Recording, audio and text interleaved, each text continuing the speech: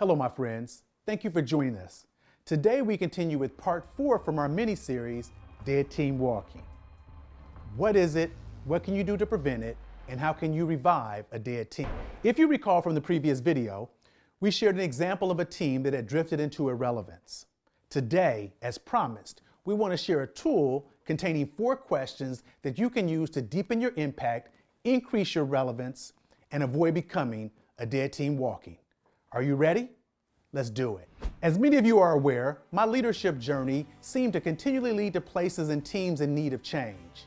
Teams who had lost their way and were often spread so thin that valuable resources were being wasted.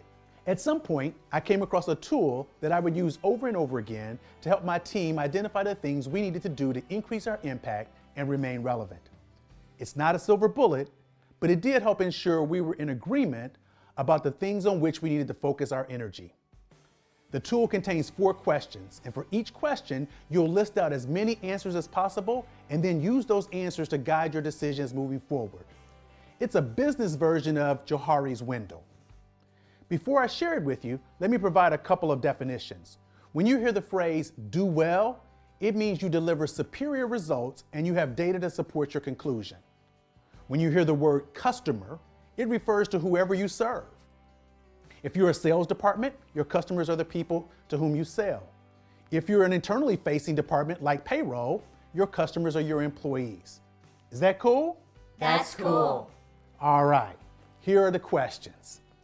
Question 1, what are the things we do well and are valued by our customer? In other words, what are the things we do well as evidenced by delivering superior results and they are valued by the customer or the people we serve?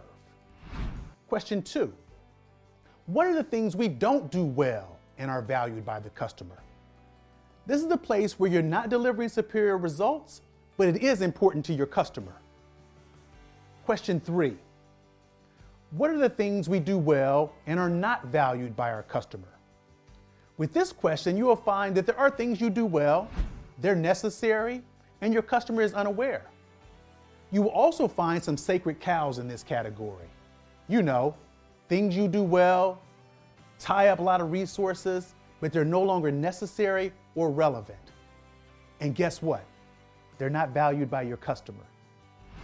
And finally, question 4. What are the things we don't do well and are not valued by our customer? These tend to be those ideas that were great at the beginning, but you never developed the competency to deliver superior results. Or worse yet, you never put enough resources into it to deliver superior results. And at the end of the day, it's not even valued by your customer. There you have it. 4 questions that you can use to deepen your impact, increase your relevance, and avoid becoming a dead team walking. Is that cool? That's cool.